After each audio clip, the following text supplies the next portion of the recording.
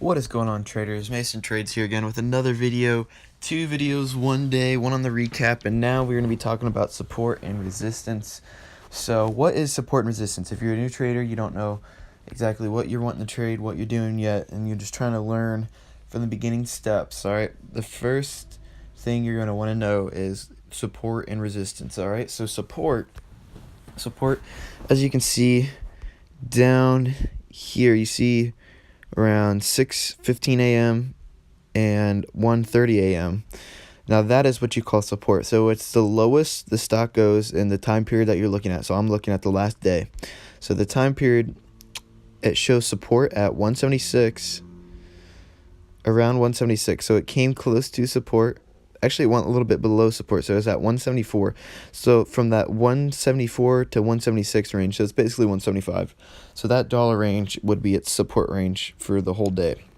Now, if you're looking in the last few hours here, you can find the support at 176.64 and then 176.80. I can't get it on the right spot, but around that point. So that would be the support. So the support is where the stock goes down until it hits that support rate where people think it's a good idea to start buying back in. So that's what makes the stock go back up.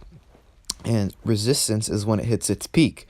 So as you can see, around 177.64, that's a resistance. So it hit that resistance point and it went below, and then it came back up and it hit resistance, and it actually went a little bit above the last one, and then it sold out again. And this one didn't quite make it to resistance, but it did come back up after it hit a little bit above the support. So you can see these support and resistance rates in almost every stock. Some it's more easy to see than others. And yeah, guys, that is how support and resistance works. We're going to go to the SPY, the SPY. This is the overall market movement. So I haven't looked at this today, but as I'm seeing right here in the beginning, it looks like support is around 287.10, and then we're at 287.16. So it's close to support over here. That's the lowest support on the day, but it looks right here at even better support at 287.18. So it might have been oversold right here and then found its support eventually right there. And you can see as it goes up, it makes resistance, so that's resistance, and it came down, but it didn't go all the way down to support, but instead it came back up and made a new resistance. So it broke that resistance right there, which then, if you break resistance, which means you go above what the resistance was, which was 287.45, we broke that. We went up to 287.52, and then that previous resistance kind of became the support for a little while. And that was making a higher high, so it's coming back up. But then we broke support and went back down to our original support. But then we came back and went up higher again. So we broke that resistance and we made a new one. So right here is where you're not really too sure where the support and resistance is, but your best bet is to go off the last one, which would have been around 287.38. And as you can see, it fell around 287.38. It was actually a little bit above.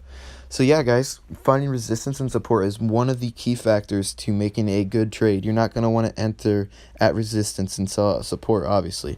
So you're going to want to wait for the support, or wait for the stock to come back down to its support. Make sure, so the confirmation part is make sure that it does not break support and go below, but you want to see signs of it starting to turn back up and go towards its resistance, and that's when you want to buy in. And you don't want to hold past its resistance if it decides to come back down towards the support, or if you believe that it's going to make a higher resistance or make higher highs on the day, then you might want to hold it throughout the day, guys. But thanks for watching. Hit that like button, hit that subscribe button. This is Mason Trades signing out. Hope you guys had a good day, and we'll see you tomorrow bright and early. The stock market's going to be nice and fresh, and yeah, hopefully make some good trades. I've been doing good on the week, up like 250. So with that being said, catch you guys later.